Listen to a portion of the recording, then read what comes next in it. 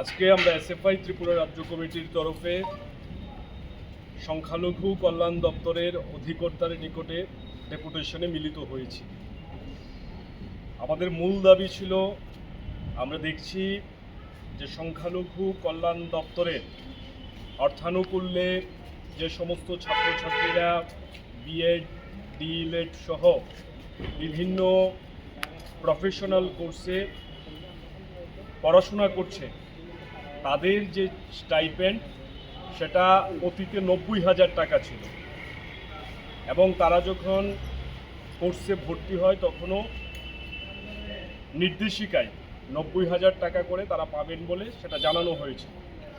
কিন্তু অজ্ঞাত কারণবশত এই ছাত্রছাত্রীদেরকে 90,000 টাকার বদলে 50,000 টাকা করে দেওয়া হয়েছে।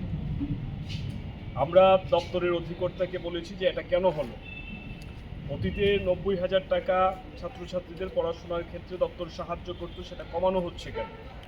উনি আমাদেরকে বলেছেন যে রাজ্য সরকারের কাছ থেকে অর্থপ্রাপ্তির ক্ষেত্রে কিছুটা সমস্যা তৈরি হয়েছে, কাজেই 50,000 টাকা করে দেওয়া হয়েছে।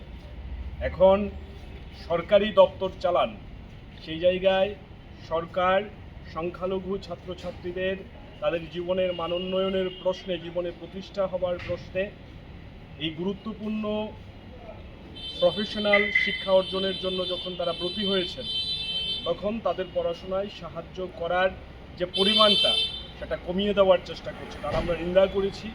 আমরা দপ্তরের অধিকর্তাকে বলেছি অনতি বিলম্বে এটা সমাধান করতে হবে।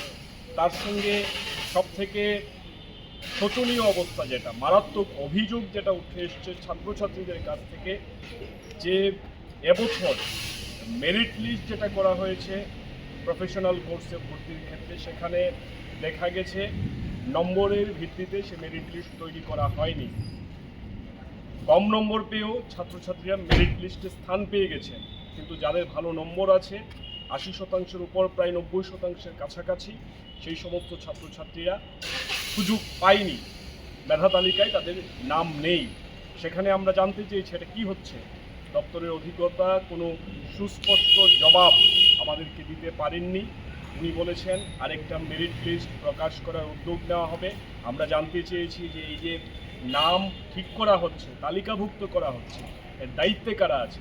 উনি বলেছেন ডাইরেক্টর, জয়েন্ট ডাইরেক্টর ওনারা নিজেরাই মিলিতভাবে এটা করে থাকেন, কিন্তু এটা করার ক্ষেত্রে আমাদের মনে হচ্ছে যে এখানে চূড়ান্ত পরিমাণে, আমরা দুর্নীতি হয়েছে কিনা বলবো না, কিন্তু এখানে অসামঞ্জস্যতা রয়েছে।